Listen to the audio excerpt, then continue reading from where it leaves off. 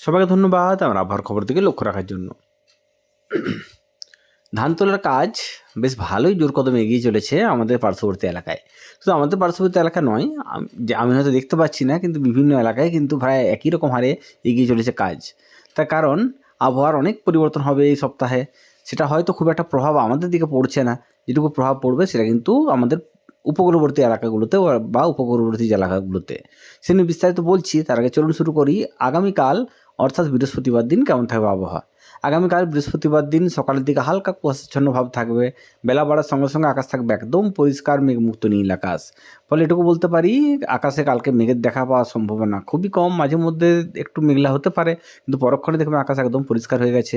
এবং সারাটা দিন কিন্তু আবহাওয়া থাকবে মোটামুটিভাবে পরিষ্কার। বৃষ্টির সম্ভাবনা কালকে কিন্তু কোনো এলাকাতেই নেই। এবং ঠান্ডার অনুভূতি বেশ ভালো রকম টের পাবেন যত সন্ধে বাড়বে। কারণ দুপুরের দিকে ঠান্ডার অনুভূতি হয়তো কমবে কিছুটা হলেও, কিন্তু যত সন্ধে বাড়বে বা যত রাত্রি বাড়বে তত কিন্তু আবহাওয়ার মানে ঠান্ডার অনুভূতি ভালোই রকম টের পাবেন কালকে। বিশেষ করে পশ্চিমাঞ্চলের জেলাগুলোতে তাপমাত্রা নেমে আসবে 14 থেকে 15 ডিগ্রি কাছাকাছি। কলকাতা শহর এলাকায় তাপমাত্রা থাকবে 18 থেকে 19 ডিগ্রি কাছাকাছি সর্বনিম্ন তাপমাত্রা। ফলে ভালো রকম ঠান্ডার একটা অনুভূতি কিন্তু আমরা বেশ ভালো রকম ঠান্ডার অনুভূতি কালকে টের পাবো, এটুকু বলতে পারি আমাদের দক্ষিণবঙ্গের বিভিন্ন এলাকায়। চলুন শুরু করি শুক্রবার দিন কী হতে চলেছে। কারণ শুক্রবার দিন থেকে কিন্তু আস্তে আস্তে আবহাওয়া অনেকটা পরিবর্তন হবে। কারণ যে নিম্নচাপ উঠেছে বঙ্গোপসাগরে, সেই নিম্নচাপের প্রভাব হয়তো প্রত্যক্ষ প্রভাব হয়তো পড়বে না, কিন্তু পরোক্ষভাবে একটা প্রভাব কিন্তু পড়বে আমাদের পশ্চিমাঞ্চলের জেলাগুলির থেকে শুরু করে পুরো দক্ষিণবঙ্গ জুড়েই। শুক্রবার দিন সকালের দিকে আকাশ থাকবে প্রধানত পরিষ্কার। সকালের দিকে কুয়াশাচ্ছন্ন ভাব, বেলা বাড়লে আস্তে আস্তে আকাশ পরিষ্কার হবে।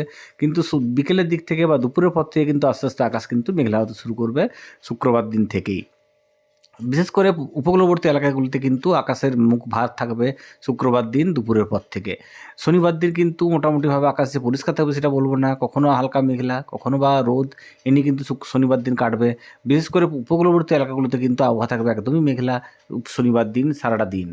তবে আমাদের পার্শ্ববর্তী পশ্চিমাঞ্চলের জেলাগুলোতে কিন্তু আবহাওয়া ততটা খারাপ হবে না, যতটা খারাপ হবে উপকূলবর্তী এলাকাগুলোতে। রবিবার দিন কিন্তু প্রায় বিভিন্ন এলাকায় 2-4 ফোঁটা বৃষ্টি হতে পারে।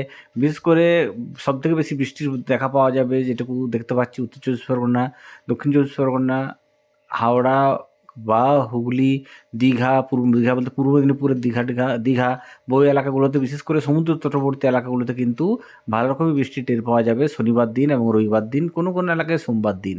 হয়তো আমাদের পশ্চিমাঞ্চলের জেলাগুলিতে পুরুলিয়া, বাঁকুড়া, পশ্চিম মেদিনীপুর, ঝাড়গ্রাম সেভাবে প্রভাব পড়বে না, কিন্তু কোনো কোনো এলাকায় 2-4 ফোঁটা কিন্তু বৃষ্টি হতে পারে।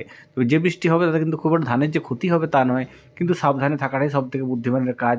তাই সবকেই বলছি, যতটা সম্ভব ধানের যেটুকু পড়ে আছে কাজ সেটুকু যতটা সম্ভব 2-3 দিনের মধ্যে করে ফেলুন। আজকের মধ্যে চললাম, কালকে আবার কথা হবে নতুন দিন আবহাওয়া নিয়ে। সবাইকে শুভরাত্রি।